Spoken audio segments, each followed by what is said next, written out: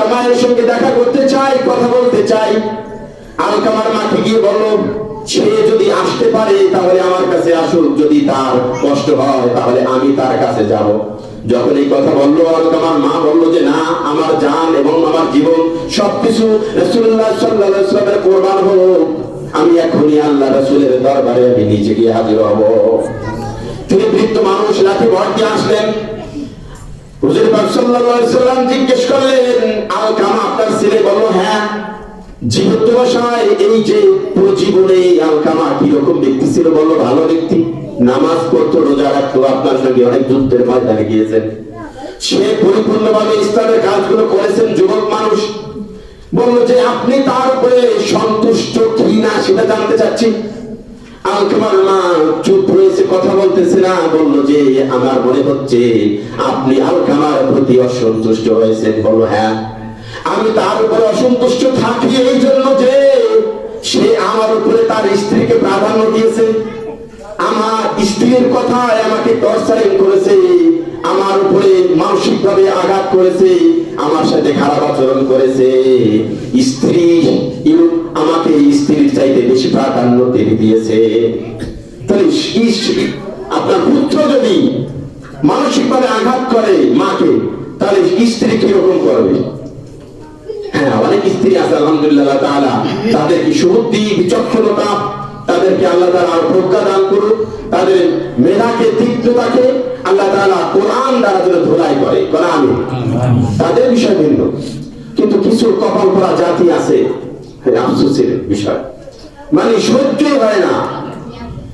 শাশুড়ি শ্বশুর বৃদ্ধ অবস্থায় সহ্যই হয় না, আইসাই করে আমি জুতা খাবো, আমার ঘর ভিন্ন ঘর দেখাও, ভিন্ন বারান্দা দেখাও, ভিন্ন পাতিল দেখাও, আমি তার সাথে একসাথে থাকতে পারবো না।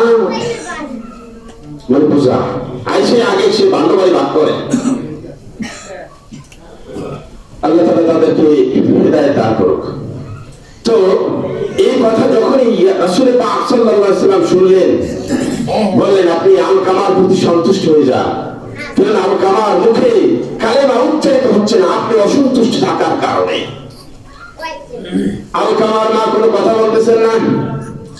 রাসূল পাক সাল্লাল্লাহু আলাইহি ওয়াসাল্লাম আলী রাদিয়াল্লাহু তাআলা এবং সুহাইব রাদিয়াল্লাহু তাআলাকে বললেন, কাষ্ঠ সংগ্রহ করো, কাষ্ঠ সংগ্রহ করো, লাকড়ি সংগ্রহ করো। আলকামার মা বললেন, লাকড়ি দিয়ে কিভাবে? বলল, আমি লাকড়িকে আগুন দিয়ে জ্বালাবো, আর আলকামাকে এই আগুনের উপরে আমি নিক্ষেপ করবো, ঘুরিয়ে মারবো আপনার সামনে। আপনার সামনে আপনার এই আলকামাকে পুড়িয়ে মারবো, আগুনে পুড়িয়ে মারবো আলকামাকে।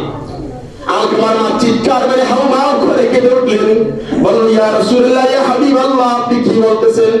আমার সন্তান, আমার কলিজার টুকরা সন্তান আমার সম্মুখে আগুনে দগ্ধ হবে, যা কোনো মা সহ্য করতে পারবে না। আলকামার মা যখনই কান কেটে দিলেন, চিৎকার মেরে হাউমাউ করে কাঁদলেন। রাসূল পাক সাল্লাল্লাহু আলাইহি ওয়াসাল্লাম বললেন, হে আলকামার মা, আপনি যদি তার উপরে সন্তুষ্ট হয়ে না যান, তাহলে জাহান্নামের আগুনের চাইতেও ভয়াবহ। আপনি যদি তার উপরে সন্তুষ্ট না হন, কালিমাবিহীন যদি আলকামা দুনিয়া থেকে বিদায় হয়, নিশ্চিত জাহান্নামী। আর জাহান্নামের আগুন এই দুনিয়ার আগুনের চাইতে কয়েক কয়েক শতগুণ বেশি দগ্ধ হবে। এর চেয়ে ভয়াবহ আগুন, সেই তীব্রতা আগুনের লেলিহান শেখা হয়েছে জাহান্নামী। আপনি তার উপরে সন্তুষ্ট না হলে সে জাহান্নামে যাবে, আপনি তখন কিভাবে সহ্য করবেন? আলকামার মা চিৎকার মেরে বলল যে আমি আলকামার প্রতি সন্তুষ্ট হয়ে গেছি। আমার এই জীবদ্দশায় আলকামা যতটুকু বেয়াদবি করেছে, আমার সঙ্গে অসদাচরণ করেছে, আমি আলকামার মা আল্লাহকে সাক্ষী রেখে বলতেছি, ফেরেশতাদেরকে সাক্ষী রেখে বলতেছি, উপস্থিত সকলকে সাক্ষী রেখে বলতেছি, আমি আলকামার প্রতি সন্তুষ্ট হয়ে গেলাম। আলী রাদিয়াল্লাহু তাআলাকে বললেন, দৌড়ে যাও, বাসায় যাও, তালকিন দিয়ে আসো। যখন দৌড়তে দৌড়তে আলকামার বাসার সম্মুখে আসলেন, আলী রাদিয়াল্লাহু তাআলা শুনতে পেলেন আলকামা ভিতর থেকে বলতেছেন, লা ইলাহা ইল্লাল্লাহু মুহাম্মাদুর রাসূলুল্লাহ সাল্লাল্লাহু আলাইহি ওয়াসাল্লাম। নিজেই কালেমা তাওহীদ নিজেই পড়তেছেন। সুবহানাল্লাহ। মা, বাবা, আল্লাহ তাআলা কোরআন এবং হাদিস দ্বারা আল্লাহ তাআলার পরের স্থানকে লিখে রেখেছেন। এক সাহাবী আসলো, ইয়া রাসূলুল্লাহ, আমি যুদ্ধের ময়দানে যেতে চাই, আমাকে যুদ্ধের ময়দানে নিয়ে যান। বলল যে তোমার পিতামাতা কেউ বেঁচে আছে? বলল যে হ্যাঁ, আমার মাতা বেঁচে আছে।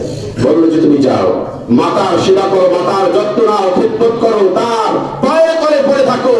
জিহাদের ময়দানের চাইতো মাতার সেবা করা অনেক গুণ উত্তম।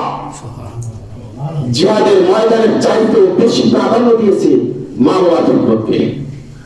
কওলান কারিমা, তাদের সঙ্গে সদায় আচরণ করো, বিনয়ী হও, তার কণ্ঠকে নম্র করে কথা বলো। আল্লাহ তাআলা কোরআনে কারিমে বলতেছেন, তাদের সঙ্গে এমন আচরণ করো না, উফিউ ওয়ালা তানহারহুমা, যেন উফ শব্দটা ব্যবহার না হয়। উফ শব্দটা কোথায় ব্যবহার হয়? একটু টাক খাইছে, ঘুরে একটু কাদা শুনে মৃত্যু হয়েছে, এই উফ শব্দটা আরবি শব্দ। এটা আল্লাহ তাআলা কোরআনে কারিমে আপনাকে আমাকে মিসাল হিসেবে, এক্সাম্পল হিসেবে ব্যবহার করে বলতেছেন, মা বাবার সাথে এমন আচরণ করো না যেন তারা মুখ থেকে উফ শব্দটা ব্যবহার করে।